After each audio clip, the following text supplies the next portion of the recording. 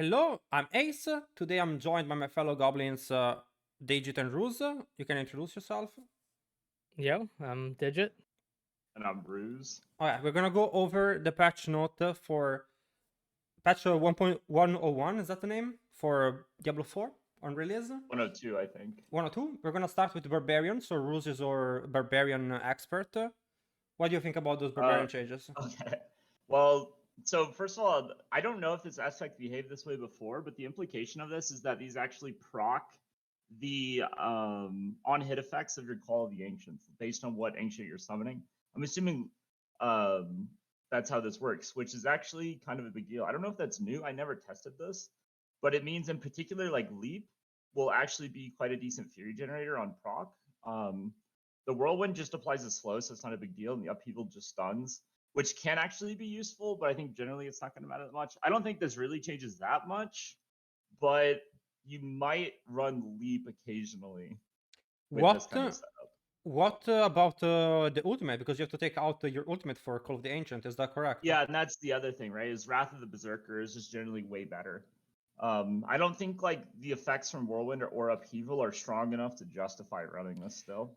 Do you think Barbarian, if I can ask, do you think Barbarian is kind of the same situation as Druid, where Grizzly Rage is so popular, the same way for you?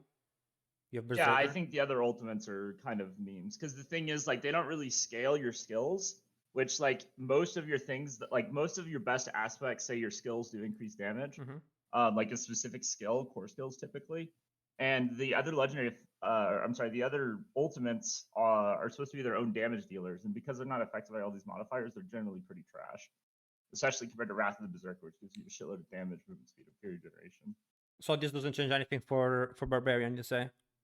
Think so, but it opens up an interesting concept for this to get buffed in the future to become viable. Okay. Druid, I guess I'll take over for Druid. We have Cataclysm, and they increase the lucky hit chance and they increase the duration of Cataclysm. Twister knocks back enemies, that's still the same. Similar situation to Barbarian, I guess, where we just have Grizzly Rage being so powerful that Cataclysm just doesn't really get used a lot. And going from 8 to 10 seconds doesn't get the ability to being close to infinite. So that's kind of a problem.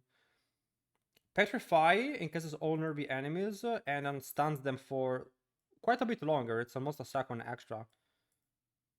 This could be relevant. I think the early version of Landslide were playing off Petrify, but again, till they nerf Grizzly Rage, I think that's gonna be a problem. By the way, did you notice here the petrified damage against bosses duration is significantly lower than the Datamined value. The Datamined value was like 20-25 seconds, but in reality it's 7.5. Wait, it was actually bonus increase. Yeah, it was. Okay. So this is it's actually significantly worse than we were thinking it was going to be. We already weren't playing it. Wow, so it's actually got nerfed. Great. I mean, it's still probably worth running early game, but then you'd have to switch over to This is Grizzly patch. Rage. This is no patch. This is 1. They might have been nerfed in the 1.01. Yeah, it's possible. Oh my god, they're actually buffing Grizzly Rage. Spicy. Shapeshift into Dark Werewolf, and the duration is up to 12 seconds. Well, you get a lot of your cooldown, duration of your ultimate from aspects, and just from the 10 seconds when you kill enemies. So this doesn't really change that much. But it's still really good, especially for people that don't have all the aspects, mid-game, I would say. So overall a buff, and then Lacerate, Shapeshifting, quickly dash, 12 times between enemies. It's the other ultimate for kind of like a boss killer type of ultimate. It could work as a boss killer. There could be a boss killer Druid build, but I think for solo play and group play, people will prefer to stick to Grizzly Rage. So this really doesn't change much for us. Ruse, do you want to take over for Rogue? Oh, this is game changing. This will change. Game breaking. Yeah. It doesn't really change much. Obviously, like when leveling and stuff, most of your damage is coming from TB, Twisting Blades, and like any other. Like, there's not really a version of Rogue I've seen where Dash does anything significant. So I don't. This is weird. I don't know what they're going for here, but like, what's their priority for having like this change in the game? Like, well, I think there's some stuff. If I remember correctly, I haven't done a ton of tier crafting on Rogue, but I believe there's some stuff that does buff dash damage, but it's nothing like baseline Twisting Blades does triple the damage. So it's keep coping, I guess. This destroys my dash build, Kappa. I was gonna dominate and beat with Vision rank 1 clear on hardcore with that, but I guess they got me first. And my dash rogue. Yeah. Yeah, I had him, he was done. Necromancer, Golem. There's a lot of changes for Golem, so let's read through those. You're protected by the Golem. This is a passive for the Golem that you take. Attacks for the Golem sheds corpses. Absorb 15% of your damage you will take and recovers life when attacking. So now it doesn't shed corpses anymore. This was useful for a lot of builds, and now they're taking this away. Flat 15 DR though. DR That's though, pretty big. yeah. Yes, so the thing is, there was already a Golem that absorbed damage, and this seemed to be a different one. So I don't know what they're gonna do with that. Active, your Golem becomes unstoppable and doesn't taunt anymore. Drains the blood of enemies in the area, deals 40% damage, and heals 4% of its life each enemy drained. Damage and healing received are tripled if only one enemy is drained. Boss killer Golem, Kappa. I swear we already saw this. Maybe I'm tripping, but I No. remember this. Okay. Oh, That's sorry, decent. they're not doing anything. I'm sorry, Digit. Yeah, that's what I said at the start. I'm not sure Wait. if I should even be here. What you can talk You know about what's the not elixirs. in here is there's no patch in here saying that they fixed the what is it called, aspect of control. Yeah, aspect of control still super OP for They're those that potentially don't going to know. be releasing bugs. Diablo 4 aspect of control. For who does not know, you deal 30 or 40% X more damage to immobilize, stunned, or froze enemies.